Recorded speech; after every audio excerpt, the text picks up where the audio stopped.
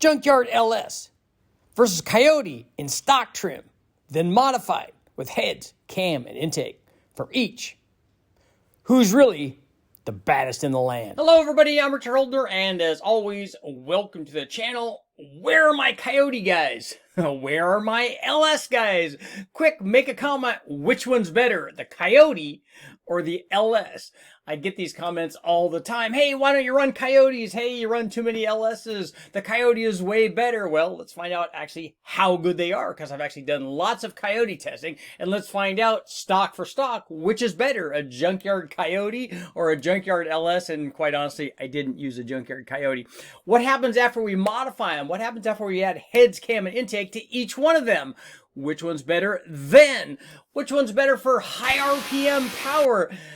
Let's find out. Okay, guys, who's ready to go down the LS versus Coyote rabbit hole? And the comments that I get very often, obviously from the Coyote guys, we do a lot of LS stuff here, and I try to mix it up and do lots of different things. But I have done a lot of Coyote testing as well. But the comments we always get, yeah, Coyote does that, but does it better, you know, unopened, it makes 1,000,000 horsepower, all those things. So let's take a look and see a comparison between a Coyote and an LS, and then we can talk about you know, what the differences are and what the costs are, those kinds of things. But let's take a look. We're going to compare a 5-liter Coyote versus a 5.3 liter. And you might argue, hey, a 4.8's a little closer to the displacement, or hey, why didn't you use a 6-liter or a 6.2 or a 7-liter LS motor? You can go into all of that. If you're going to make a comment, please do. Let me know what you think. But a 5.3 is the most common one, and it's easily accessible. You can buy it anywhere. That and a 4.8 is less expensive. I like the 5.3 a little bit better because it just starts out being bigger. But let's see how they compare, first of all, in stock trim, and then we'll find out how they compare in modified trim, and you guys can let me know which one you guys would rather have. This is a typical 5.3 liter. This one was an LM7.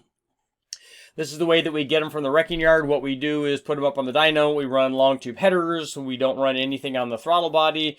We run the Holley HP management system, a Mazir electric water pump. So we run them a little colder than factory with headers and an open exhaust, and then no air inlet system or anything on there. And when we do that with an optimized tune, this is kind of what we expect. They're going to be in the 350-ish horsepower range. This one made 353. And 383.5 foot-pounds of torque. So pretty good power from your, you know, kind of run-of-the-mill 5.3 liter. This is the low man on the totem pole in LM7. I have run L33s and what would be an HO version of that. They might be 365 or 370 or so. Somewhere around that range on a really good one. But this is kind of what you're looking at for a 5.3 liter. And none of that would matter anyway when we take a look at what we get when we run a Coyote.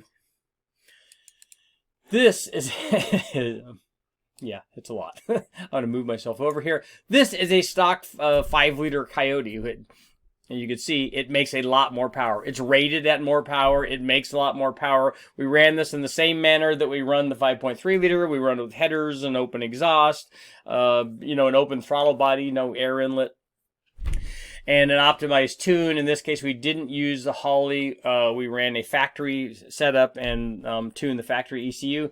Ran it with a drive-by-wire throttle body and the factory drive-by-wire throttle body and all that. So you can see that the Coyote did very, very well. You know, compared to 350 horsepower, it made 462. So more than 100 horsepower more than the little 5.3.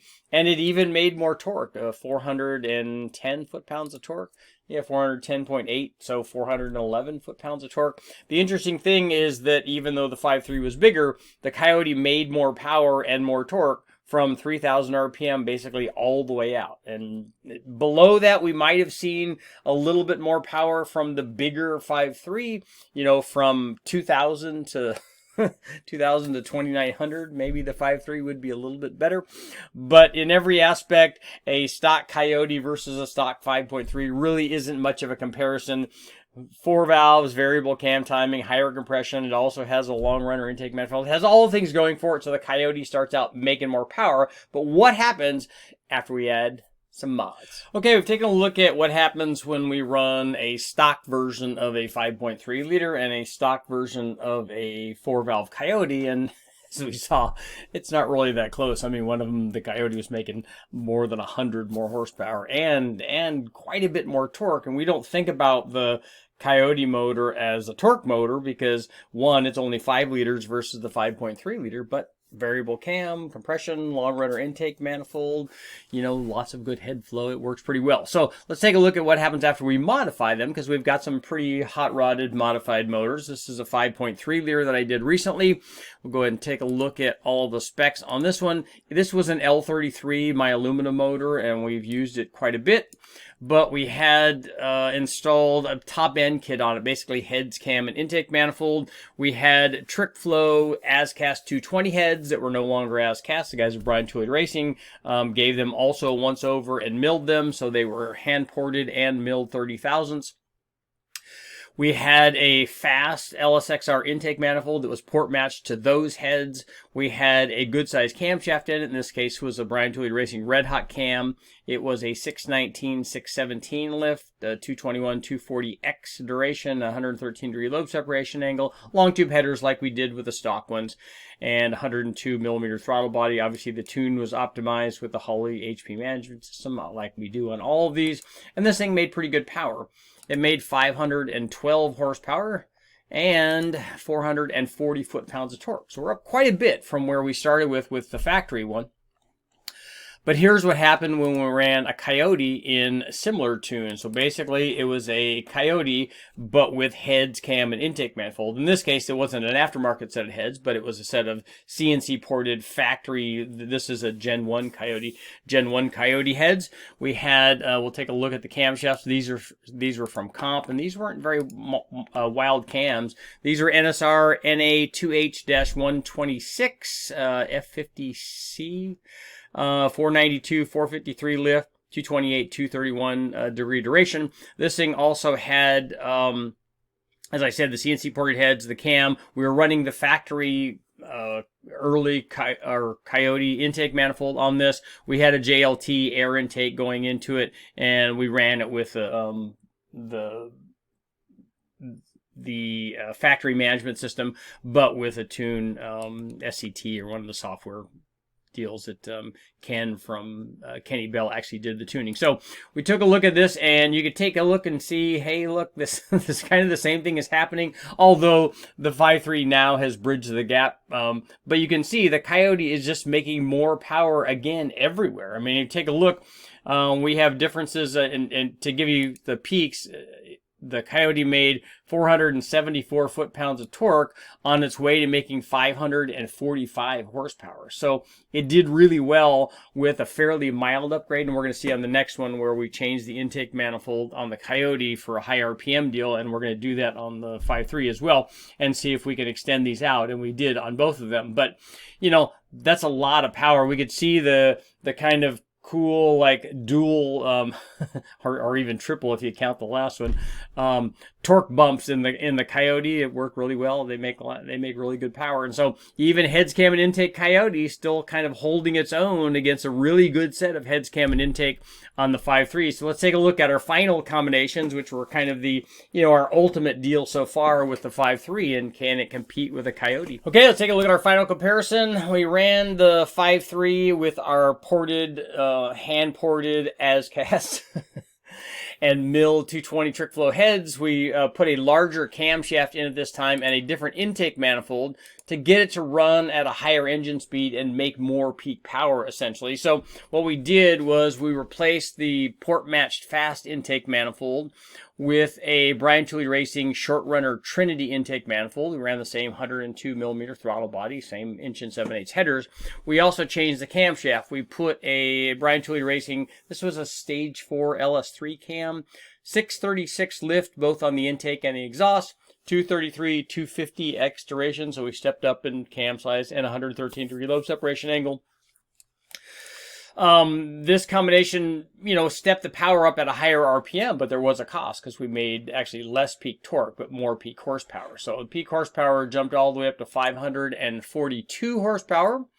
but peak torque was down from 440 or so with the other combination to 403, but we're making big power on the big end. This is all the way out at 7,700 RPM, so we've got Coyote-like RPM with our, and remember, this is just a stock short block, basically a Junkyard 5.3 short block. So we modified the top end. But here's what happens when you run a Coyote, but with a high RPM manifold as well. And we get this. What we have here is we have the same Coyote motor, we have the same CNC ported heads, and we have the same camshaft as we ran in the previous example. But we replaced the factory intake manifold, the factory early Gen 1 Coyote intake manifold, with the Boss intake manifold. So the one from Ford Racing. And you can see we've made a lot more peak power. We're up here at 571 horsepower. Compared to 541 for the 5.3 liter, but peak torque is way up.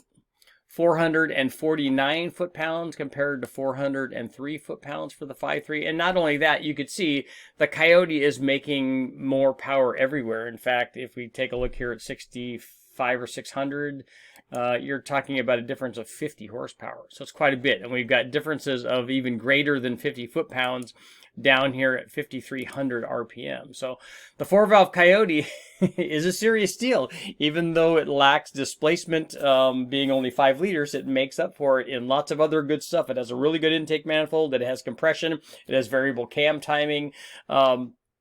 It has the 4-valve head flow, and especially in ported form, they work very well. And if we look at the later ones that are with much better heads and direct injected, there's even more power potential. So this is why the Coyote guys can make lots and lots of power, because they're starting out with lots of power to begin with, and they respond very well to modifications. In fact, a lot of guys won't even go through this. They won't put ported heads on them. They won't put cams in them. They won't bother with intake manifolds. They'll just add boost to them. And obviously, if you're starting with something that's making 470 or so horsepower, it's pretty easy to go into 4-digit power levels with an otherwise kind of stock Coyote and boost. And that's why they're doing it. But the LS, obviously, the one advantage that it does have, it's less expensive. If you were to go to wrecking yard, I never see Coyotes in the wrecking yard. If you do, they're going to be very expensive. The other thing is, if you compare them, a guy wouldn't, pick a 5.3 truck motor to compare to a Coyote. You would pick something bigger than that. You'd pick a 6 liter or 6.2. And that's one of the benefits of the Chevy LS engine platform compared to a Coyote, is it has the ability to, the bore spacing allows us to make bigger versions of this. In fact, we could do stroker versions and that kind of stuff. And that is a little bit limiting with the Coyote. But if you're looking at the stock displacement stuff, the Coyote is kind of hard to beat. I'm Richard Olner. Please make sure, like, share, subscribe, ring the bell, do all that stuff. More testing coming up.